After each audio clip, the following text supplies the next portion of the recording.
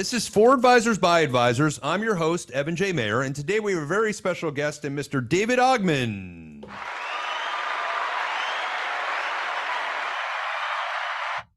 They're applauding for you, Dave. How are Thank you? Evan? Everything's great. Great to be here. Excellent, excellent. So Dave is a financial advisor for the last 23 years. Is that right? That's correct. Started your career a long time ago at Raymond James. Matter of fact, that's where you got your Series 7, right? Right out of college, absolutely. Right out of college. He's a financial advisor and the leader of the Alpha Epsilon Pi fraternity alumni group of South Florida. Again, been in the business for 23 years, married to a woman who's a state attorney, I understand. Absolutely. So, and she loves doing it. And she loves doing it. And you got two great kids in Kira and Jordan? Absolutely. Absolutely. And you also founded the Jordan Avi Ogman Foundation to research and develop the life-saving cure for your son, Jordan, who is diagnosed with a fatal brain disease. What's that called? Right. TECPR2, TECPR2 is the specific disease, the gene that's defective. Excellent. Excellent. Well, welcome to the show. All right. Talk a little bit about your son. You found out he was sick. Tell us a little bit about that history of how you found out and then kind of the research and development. Has anything changed in the last few years that's either been a positive or a negative? Yeah, it's kind of been a long journey. When Jordan was born, he was a healthy kid when he was born, but he ended up in a hospital a few times. So we rushed him to the hospital by ambulance when he stopped breathing several times, and we brought him to the hospital, and the doctor said everything's okay. They got him going again. They sent him home. And is that like months into his? That was just a few months, 3 to 6 months after he was born. Got it. And they just said these things happen with kids, and they sent him home, and they said everything's hunky dory, and he'll be okay. When did he get diagnosed? Like, when did you find that out? Over the next couple of years, we kind of knew something was going on. He wasn't walking, he wasn't talking at 1, 2. We kind of knew something was going on. Bring him to the pediatrician, and they kept saying, "There's nothing there. It's fine. Just he'll develop. Just give it more time." So he was misdiagnosed and undiagnosed for a couple of years. And how old was he when he got diagnosed? So finally, 3.5 to 4 years old, we kept pushing and asking doctors, and they did some more whole exome sequencing exams. And they called us down to the hospital one day, and they said, "Your son, unfortunately, has a fatal genetic brain disease, and he probably only has a few months to live." And that was how many years ago? That was a few years ago. I mean, he's really a miracle kid. They gave him like literally months to live, they told us. They said, "Take him home, love him, and we don't know what to tell you. There's no cure, there's no treatment." Did you seek like a second and third opinion? We saw second, third opinions, and we flew him up to Harvard, to Boston Children's Hospital. And finally, we got a few answers, but still same thing. No cure, no treatment. Good luck. And so as far as like day to day, is there a constant issues kind of going up with the disease, or is it progressively getting worse, or is it kind of just staying the same? Yeah.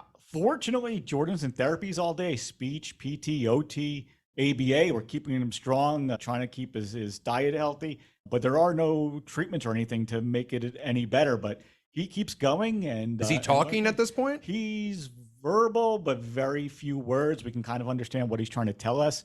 So, but no, not sentences, a cognitive disability, intellectual disability. He's in a therapeutic center, not a school. And then he's on oxygen at night. So he needs to keep his oxygen mask on throughout the night, or else he won't wake up in the morning. So he's kind of day to day, but we're hopeful. Yeah, sorry you're going through this, man. It's a lot. It's tough. Let's go switch topics a little bit. Tell us a little bit about your history in the business. You started at Ray J long time ago, and you just joined Ray J about 2 or 3 months ago. Yeah. How has that evolution been? Kind of talk a little bit about the different places you've been. It looks like you were at Citi, Morgan Stanley, Smith Barney, UBS, and then Merrill, and then back to Citi, and then now back to Raymond James. Right. Yeah. So as you mentioned, I was at Raymond James right out of school, actually Ocala, Florida, small town right outside of Gainesville. Yeah. They were hiring, they were on campus, and they were trying to hire graduates from the University of Florida. So right there in Ocala, Florida, I got my licenses and started working with them and learning the markets a little bit right out of school. It was tremendous. But after a little bit of time, I wanted to get out of Ocala, of course. Like I said, it's a small town. There's some horse farms out there. And other than that, I wanted to get back down to South Florida. I lived in Orlando for 5 years, so I know Ocala pretty good. Right. So how many years working in Ocala then before you ended up coming down? I was at Raymond James for just about a year. Okay. And I applied to Smith Barney. It might have been Citi Smith Barney at the time. They went through a bunch of mergers. And I went down to South Florida working at Smith Barney. And it was great being down in South Florida and again, using my licenses and learning the business. And you were there for 8 years or so. Yeah. A couple stops at UBS, Merrill, and then you decided Citi. Now, this is an interesting thing. And part of the reason I wanted to have you on today is not only are you part of our team, and that's very exciting. And I want to talk a little bit about that. But I thought the interesting part was you ended up going into a banker role and you came back to a financial advisor role. Now, in my experience, we know a lot of financial advisors that eventually become bankers. Right. And the concept of that is there's a little bit more safety, security. You got life and health insurance, which is obviously for your son was a very big deal. I'm guessing that was part of it. Right. But what made you take that leap from like, I'm a financial advisor to now I'm going to go in bank side of the. Yeah. I was a financial advisor for many years, building up a really nice book. I had the opportunity to go up to Palm Beach and work with the ultra high net worth clients. It was a fabulous opportunity. I'm glad I did it for a couple of years. But at the end of the day, you realize the conflict of interest of being at a bank versus being a wealth advisor. And now being on the independent side, you really are independent and have no conflicts of interest. You're not being told, what to do, what to sell. And I think being independent is really the way to go. And this is the way I plan to spend the remainder of my career, hopefully the next couple of decades. Now, regarding the bank, when you're on that wealth side, I guess you were dealing with only $5 million and up clients, and you still primarily deal with mostly affluent clients, but that was kind of limiting you a little bit, wasn't it? Yeah. So the minimum account size was a hard stop at $5 million and a net worth at $10 million, which you had to show or prove somehow. So yes, it was limiting. So if I had a nice couple that I met and they had $3.5 million, $4 million, and they really needed some financial planning, unfortunately, I had to turn them away and just refer them to a friend in the business at another firm. And it really limited who I can work with. And there were tremendous families and friends and acquaintances and clients of mine before that I had to walk away from. It was just heartbreaking because those are the people sometimes who really need the help the most with their financial planning and investments. You had come to see us, talk to us a little bit. That was only what, a couple months into, maybe 2 to 6 months into that position? Yeah, it was. And I saw the writing on the wall of how a bank works because you came from a bank as well. So I saw the writing on the wall, and yes, you and I met, and then I always had it in the back of my mind that like really independence is the way to go. Do the right thing for the clients and have a complete open architecture, not proprietary products, not anything that is being told to you that. So you were done with the wirehouses and the banks at that point. And I knew I wasn't going back to another wirehouse to get a big check and then also have limited exposure to what's best for the client. So for sure. Yeah, absolutely. Talk a little bit about like that journey to make that decision, because you obviously were in a salary role. The Citigroup had some realignment, some changes going on. You decided to leave. When you decided to leave Citi and go back as an advisor, basically giving away that salary, not looking for another bank role with that kind of salary.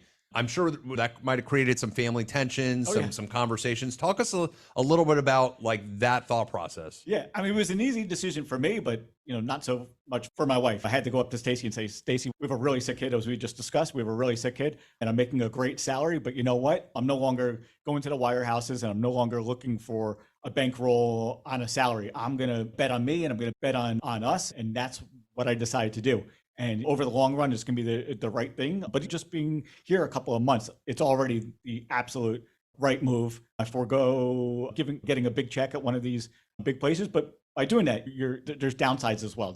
So this is me doing what's right for my client, being independent, no conflicts of interest, and it's really been tremendous. And I own the business, and really excited to partner with you, and that you gave me the opportunity to come on board here at Fortuna Wealth, because I think we have a lot in common in terms of how we view the business. So it was just really an amazing fit. Yeah, it's been an amazing fit. First 2 months, and Dave's crushing it, doing a phenomenal job. Dave, talk a little bit about, you went independent, you decided to make that move. What were some like thoughts going through your head? Did you have some sleepless nights when you were going through that? And now it's only been 2 months, so there hasn't been a lot of proof in the pudding per se, because you're in the middle of building up your clientele. But has that dynamic with your wife, has she kind of fully accepted it at this point and is like on board? Yeah. Or is it still a little like, hey, where are we? Because I mean, you're new, you're brand new. Absolutely. Yeah. Yeah, no, it's actually new to Stacy. She didn't know what independence was, and a lot of my clients didn't know what independence was. But now that they understand it, actually coming to Raymond James is tremendous as well, because a big brand name recognition, especially here in the state of Florida with Raymond James Stadium. I have all the full capabilities of being at any wirehouse. Our capabilities are just as great as any other place, and having the independence. So it's the best. It's really the best of both worlds. And being 2 months in, you just made the move. What have you learned that you did not know before you moved that was really good news? Maybe 2 or 3 things there, and maybe name a couple negatives that you didn't think about when you made the move, but now you're like, oh man, this part sucks. I know we've already talked. The positives way outweigh the negatives, but go through a few of those positives. Go through a few of those negatives. Yeah, I have to say, clients and COIs and prospective clients, they're all really excited for me.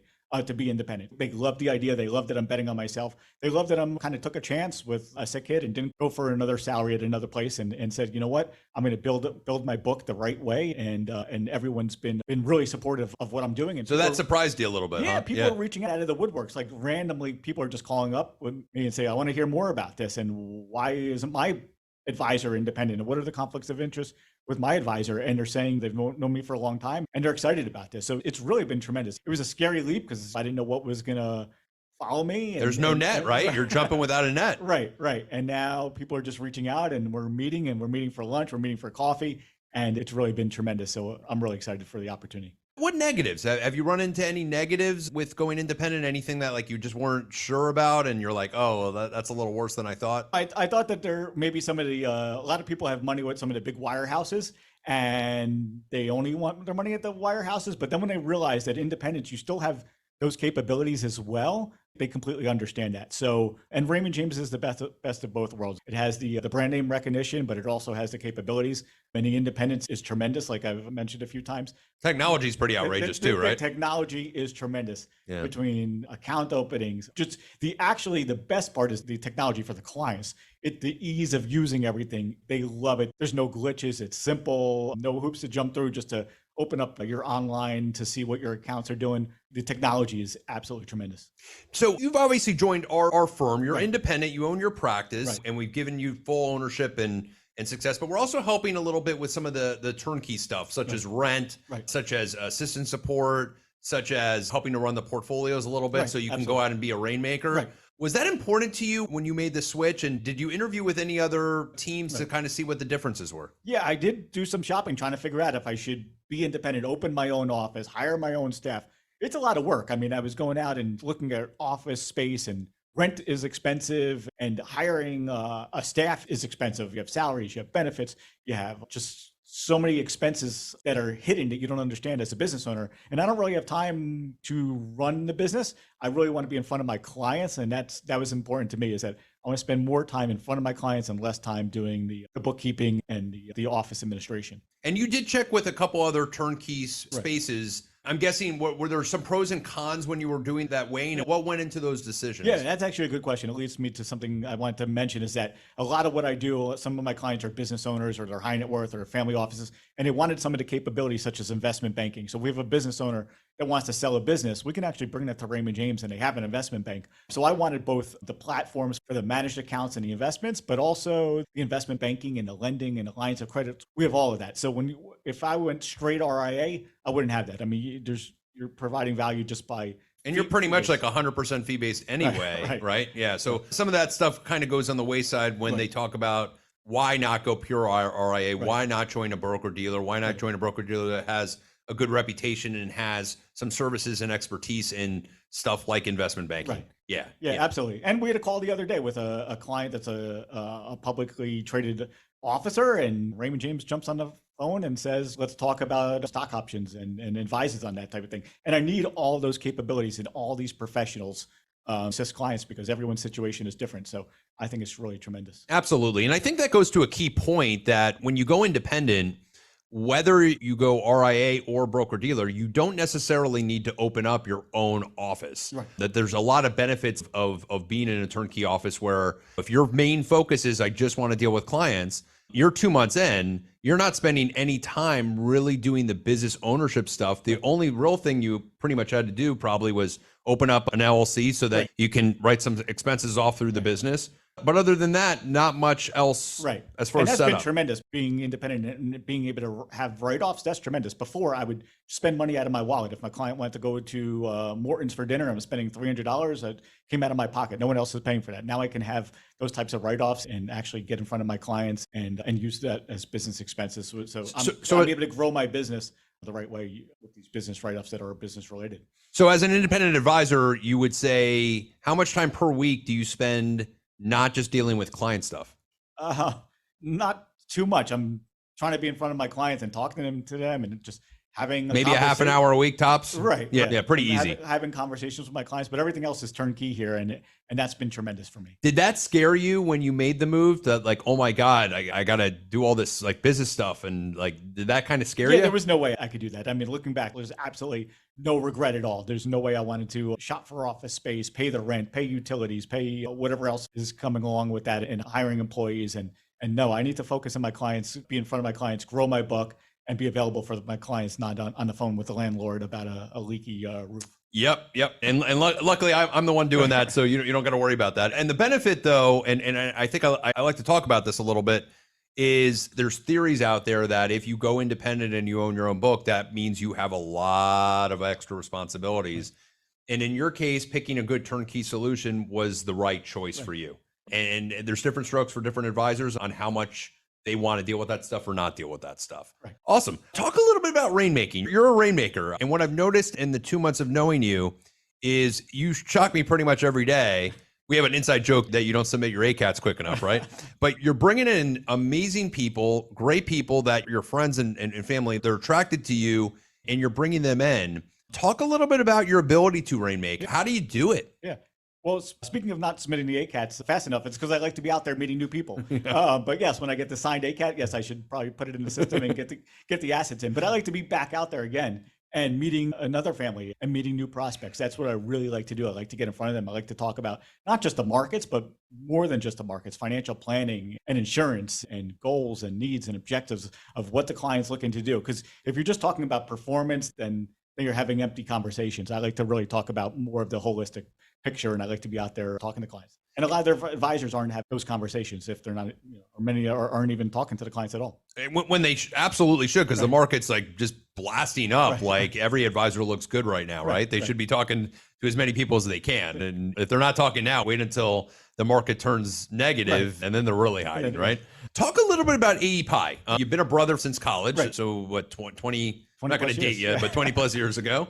And you're building a network of friends and centers of influence. Right, absolutely. Using that. Talk a little bit about your experience using that and how that's brought you good fortune. Yeah, so I started the Alpha Epsilon Pi South Florida Alumni Dinner Group. And what it began is just a few of us getting together. One guy was a CPA, one guy was an estate planning attorney, one guy was a business owner, and we just got together monthly and sat down and had coffee. And the group grew from just the four of us getting together. Our last dinner, we had 54 of us in Fort Lauderdale at dinner. And I just stand up and say, thank you for being here. I'm Dave Ogman and Raymond James. I'm a wealth advisor. Reach out if you have any questions. And we go around the room. Everyone stands up and introduces themselves for 30 to 60 seconds.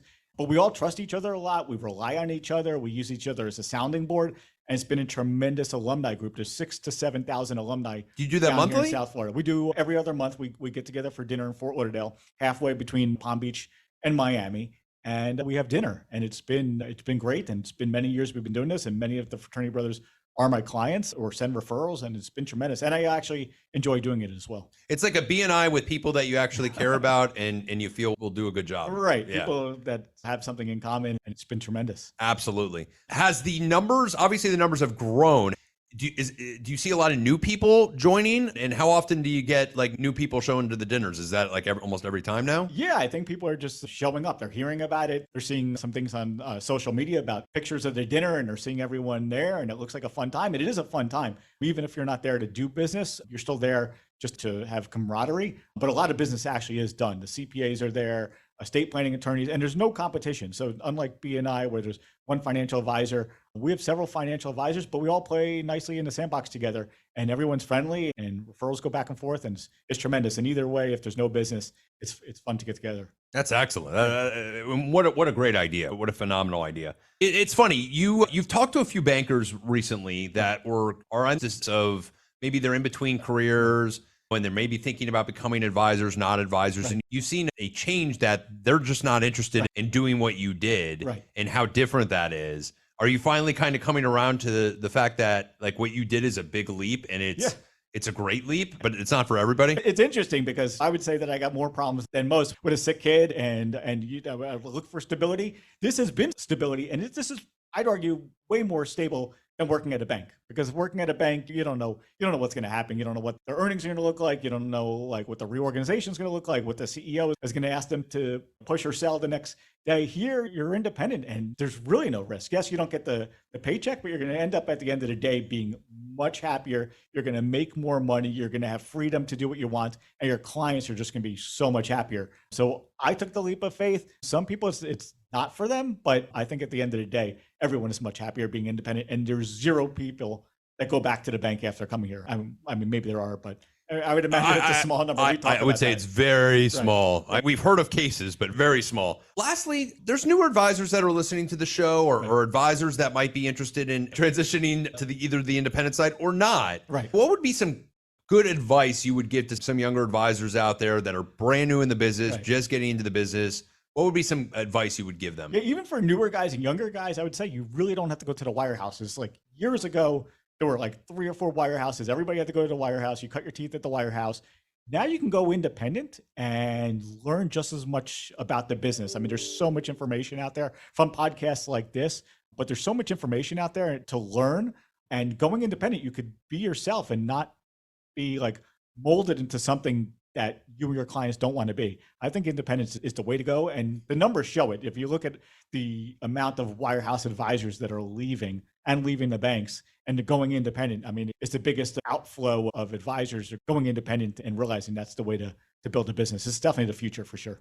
And if you were talking to the David Ogman of 20 years ago, that would be what you'd be saying to him. Yeah, I really wish I knew. I mean, 20 years ago, independence wasn't such a big thing. Now you have all the capabilities and a payout 2 times as higher, sometimes as close to 3 times. I mean, it depends on what your payout is, and you're at those wirehouses and banks, and they throw you in a penalty box. They're always beating up your grid and this and that. And yeah, absolutely, independence is the way to go. You get all the capabilities, all the resources. There's nothing that you don't have, and your clients will enjoy it as well. So we went to an event last night, and we were listening to an economist and some market specialists. And the interesting part of that meeting is, as I go in there, I feel so much relaxed, where back in the day, I used to feel more tension in there. And and you're watching these people that are now either in the wirehouse or the banks. Most people in there were not independent, matter of fact. Did you just feel like a little different when you were in that meeting or in that room, that like, I'm a business owner, like I'm independent, like I don't got anything to worry about? Did you feel that a little bit? And the speaker and the economist and the founder and president of the firm, he mentioned that. He said, you guys are the smart ones. All we're doing is providing you data, what's actually going on in the economy and what's going on in the world. But you guys are independent. So you put together, take this data, take it back to your office, read it and interpret it and bring it to your clients the best way you can. And we're not telling you how to do that. And that's so much different than what it was before. But everything before my 20-year career was packaged products. Now the speaker said, like, this, we're giving you the data and you're the smart people and your clients trust you, and you'll interpret it for them and provide portfolios for them to meet their goals using this actual data. Always a fun event. Always a fun event. David, if anybody wants to reach out to you, ask questions, I know that you're very open to that. Absolutely. What's a good way for them to reach you? Yeah, anyone can reach out to me 24/7. I'm glad to talk to anyone who has questions about going independent, has questions about resources, capabilities, has questions about going from a bank to independence or going from wirehouse to independence. I would say run, don't walk. But if you want to reach out to me, please do. How do they do that? They can email me, david.ogman@raymondjames.com, and I'd be glad to talk. LinkedIn, maybe? Are you on there? Yeah, LinkedIn as well. Absolutely. Hit me up on LinkedIn and we'll talk, and it'll be in complete confidence. Or Excellent. I think it's the way to go. Dave, amazing to have you on. Thanks so much for joining. I think you brought some cool ideas. It's fun to interview somebody that's literally just went independent within 2 months. We rarely hear from somebody that's gone through that, because they've gone through that kind of battle zone. And you just did such a tremendous job of making the move that I applaud you. Because it's just an awesome thing, and it's awesome to watch somebody who felt captive kind of feel free. And thank you for giving me the opportunity, because I couldn't have done it myself. So I appreciate the opportunity. Yeah, man. Fortuna Wealth. Yeah, man. We're excited. We're excited for the long term. Hope everybody enjoyed today's podcast. If you have any questions, feel free to reach out to me directly or to Dave, and we look forward to seeing you on the next one. Thanks so much.